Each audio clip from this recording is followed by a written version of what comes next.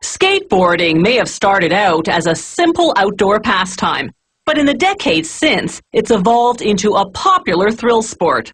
Professional skateboarders are known for performing spectacular aerial maneuvers, achieving speeds and heights the early skateboarders could never even have imagined.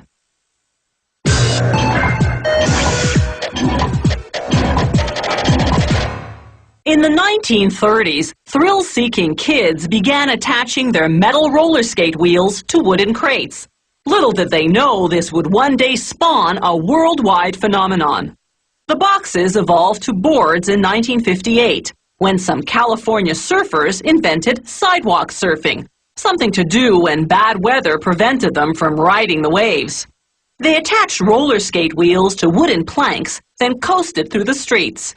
Pretty soon, the fad caught on in cities throughout the United States.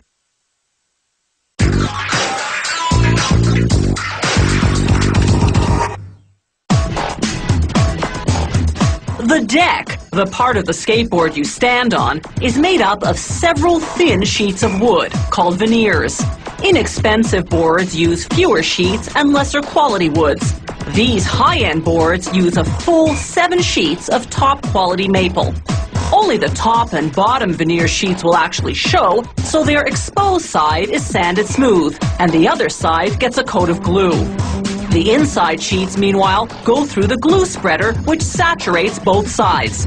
This adhesive is specially formulated to withstand vibration and shock. Workers stack 35 sheets of veneer, the equivalent of 5 skateboard decks, and place them in a mold.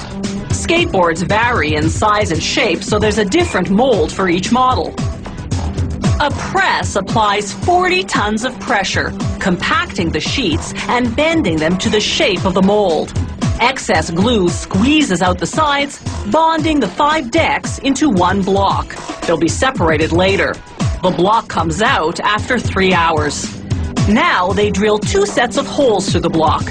These are for mounting the front and back trucks, the pivoting metal axles that enable the skateboard to turn. Now it's time to give the rectangular block a skateboard contour. They select a template in the general shape of the model they're making. It has pins underneath that fit snugly in the truck holes they just drilled. This holds the template still while they do what's called the rough cut, sawing around the template, leaving a 2.5 centimeter margin.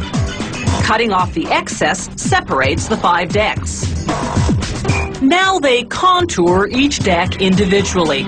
Using a precise template this time, they run the deck against a cutting blade until they have the final shape. Using a router now, they round off the top and bottom edges.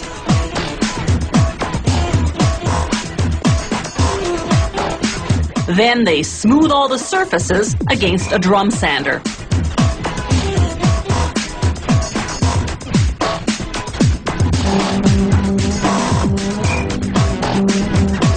Now they switch to a buffer, which uses a combination of brushes and fine-grit sandpaper to remove any rough wood fibers. The deck is now perfectly smooth. The next stop is the finishing room, where they first spray the decks with a colorless primer. This seals the pores in the wood veneer so they won't absorb the coat of lacquer that comes next. The primer takes 2 hours to dry.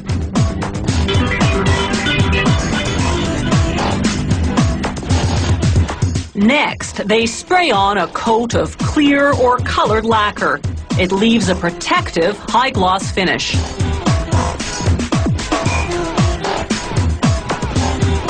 The lacquer also takes 2 hours to dry.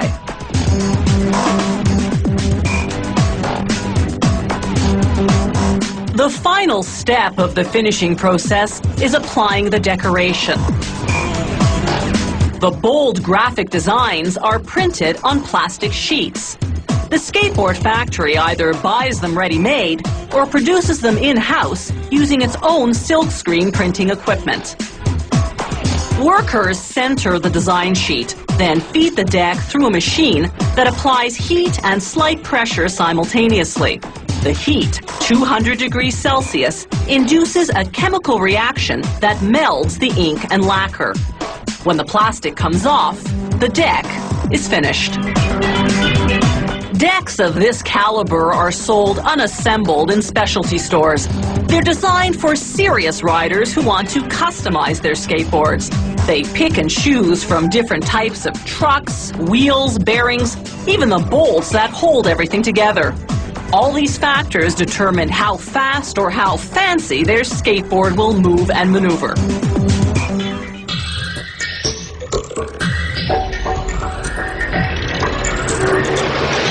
If you have any comments about the show, or if you'd like to suggest topics for future shows, drop us a line at www.howitismade.net.